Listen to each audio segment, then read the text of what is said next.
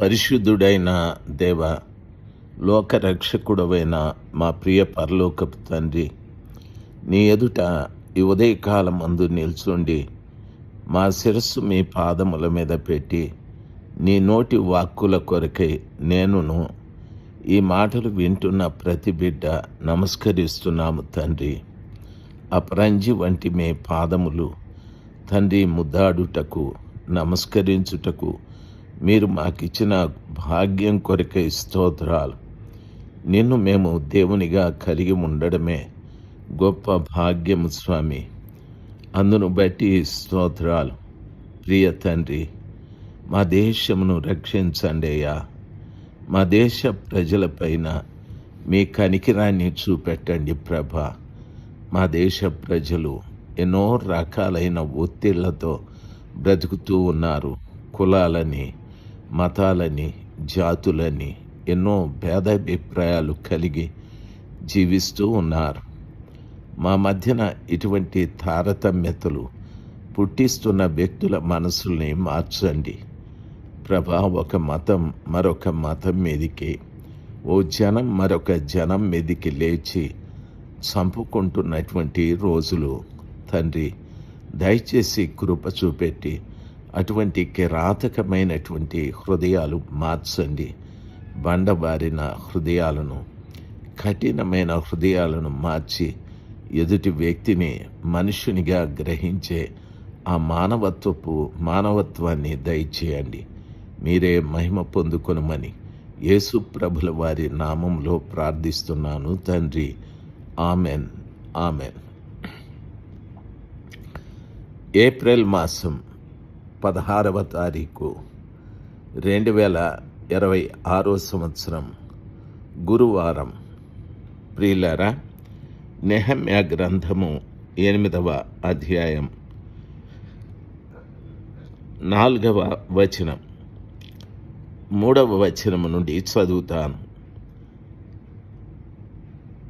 నీటి గుమ్మము ఎదుటనున్న మైదానములో ఉదయం మొదలుకొని మధ్యాహ్నం వరకు నిలుచున్న ఆ స్త్రీ పురుషులకును తెలివితో వినగలగ వారికి అందరికీ చదివి వినిపించుచూ వచ్చెను. ప్రియులారా, ఎన్నో పర్యాయాలు మనము మందిరాలకు వెళుతూ ఉన్నాం.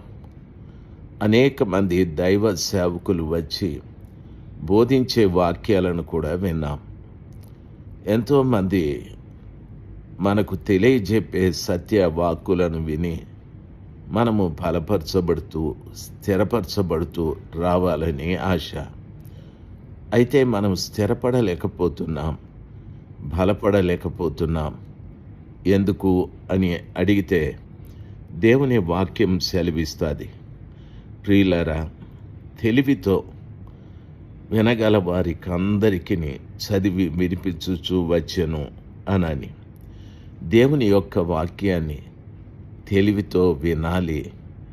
రెండవది, గ్రహించాలి. తెలివి అనేటటువంటి మాటకు అర్థం, దేవుని మాటను వింటున్నప్పుడు నీకు తెలివి ఉంటే ఏం జరుగుతుందో తెలుసా? నీ జీవితంలో నువ్వు చేసే తప్పితాన్ని గూర్చి ఆ వాక్యం నిన్ను హెచ్చరించినప్పుడు తెలివైన వాడు, ఈ వాక్యం నా గురించే, నేను చేస్తున్న తప్పితాన్ని గురించే దేవుడు తన వాక్కు ద్వారా నన్ను హెచ్చరిస్తున్నాడని తెలివితో దాన్ని గ్రహిస్తాడు. ఆ తప్పితాన్ని విడిచిపెడతాడు. ఎప్పుడు ఒక వ్యక్తి తప్పును విడిచిపెడతాడో ఇంతవరకు తనలో ఉన్న ఆ తప్పితం కొంత స్థలాన్ని ఆక్రమించి ఉంటుంది. ఆ తప్పితం ఆ వ్యక్తిలో నుండి బయటికి వెళ్ళిన తరువాత ఏ వాక్యం ఆ వ్యక్తిని హెచ్చరించాదో ఆ వాక్యము ఆ తప్పితం వదిలిపెట్టిన ఖాళీ స్థలాన్ని ఆక్రమిస్తుంది. అంటే వాక్యం నీ లోపలికి వచ్చి ఉంటుంది. ఆ వాక్యం నీ లోపలికి వచ్చిన తరువాత నీకు గ్రహింపు శక్తి వస్తుంది. అనగా ఆ వాక్య ప్రకారంగా జీవించాలి, బ్రతకాలి అనని. అప్పుడే నువ్వు ఆత్మానుసారివిగా మారిపోతావు. వాక్యానుసారమైన జీవితాన్ని జీవించే వ్యక్తిగా మారిపోతావు. బైబిలు ఎంత చక్కగా చెప్పబడిందో చూడు. తెలివితో వాక్యాన్ని వినాలని, ఆ తెలివితో వినగలిగిన వారందరూ చదివి వినిపించేటప్పుడు స్త్రీలు పురుషులు అందరూ కూడా వారు దాన్ని, ఆ గ్రంథంను శ్రద్ధగా విన్నారని ప్రియులారా గమనించాలి. ఆ రీతిగా శ్రద్ధగా విని అంతట శాస్త్రియగు ఎజ్రా ఆ పని కొరకు కర్రతో చేయబడిన ఒక పీఠం మీద నిలవబడ్డాడు.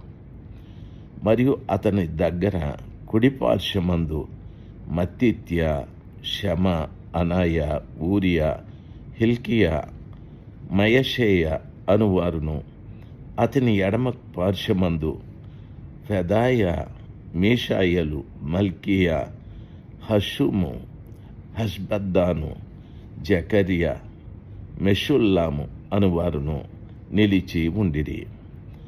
అప్పుడు ఎజ్రా అందరికంటే ఎత్తుగా నిలవబడి జనులందరూ చూచుచుండగా గ్రంథమును విప్పాడు. విప్పగానే జనులందరూ నిలవబడిరి.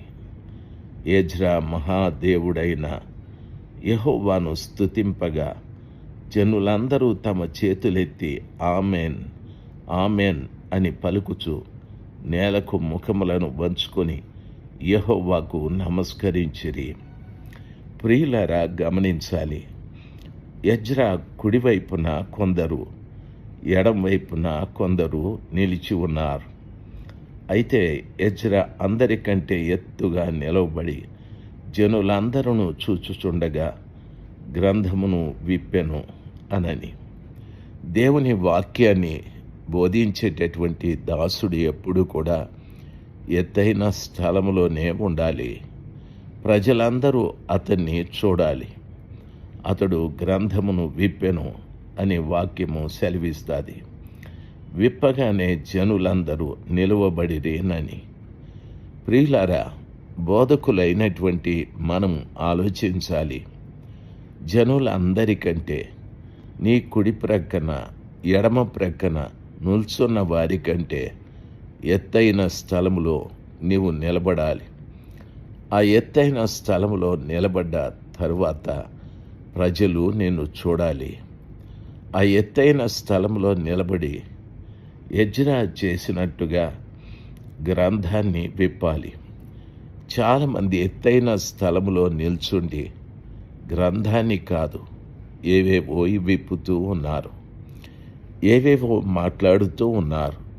పరిహాసపు మాటలు, లేక తమ సొంత సమాచారాలు, ఏవేవో ఎన్నెన్నో చేస్తూ ఉన్నారు. దేవుని పిల్లలు గమనించాలి. అది విప్పగానే జనులందరూ లేచి నిలబడ్డారు. ప్రియులారా గమనించాలి. ఎజ్రా అందరికీ కనిపిస్తున్నాడు. ఎజ్రా విప్పిన గ్రంథము అందరికీ కనిపిస్తూ ఉంది. ఆయన గ్రంథము విప్పగానే అందరూ లేచి నిలబడ్డారు.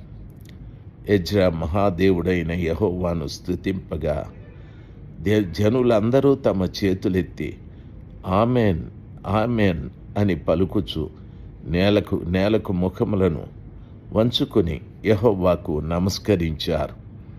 ఎంత గొప్ప ఆరాధన, ఎంత గొప్ప క్రమము, ఎంత చక్కటి భక్తి. ధర్మశాస్త్రమును బోధించేటటువంటి ఎజ్రా అందరికంటే పైగా నిల్చున్నాడు. అందరూ చూస్తుంటే గ్రంథాన్ని విప్పాడు. గ్రంథాన్ని విప్పినప్పుడు జనులందరూ కూడా చూసి ఆ గొప్ప దేవుని గ్రంథాన్ని విప్పినప్పుడు అందరూ నిలబడ్డారు. ఎజ్రా దేవుణ్ణి స్తుతించాడు. జనులందరూ తమ చేతులెత్తి ఆమెన్, ఆమెన్ అని పలికి వారి ముఖములు నేలవైపు వంచి యెహోవాకు నమస్కరించారు. ప్రియులారా, గమనించవలసిన విషయం, దేవుని దాసులుగా మనము నిలబడినప్పుడు ప్రజలు మన చేతిలో ఉన్న గ్రంథాన్ని చూడాలి. అంతేకాని మనం ఏదేదో అక్కడ మాట్లాడకూడదు. వ్యర్థమైన మాటలు, వ్యర్థమైన విషయాలు దయచేసి మాట్లాడకూడదు. అప్పుడే ప్రజలు దేవుని ఎదుట, వాక్యం ఎదుట లేచి నిలబడతారు. అప్పుడే దేవుని మహిమపరుస్తారు, శిరస్సులు వంచి నమస్కరిస్తారు. ఆ వాక్యం ఎదుట నిలబడి ఆమెన్ ఆమెన్ అని కూడా పలుకుతారు. ప్రియులారా, ఇటువంటి అనుభూతి మనలో ప్రతి వారికి కలుగునుగాక. దేవుడు మిమ్మల్ని అత్యధికంగా దీవించునుగాక. 6వ వచనం వరకు మీకు వివరించాను. Amen amen.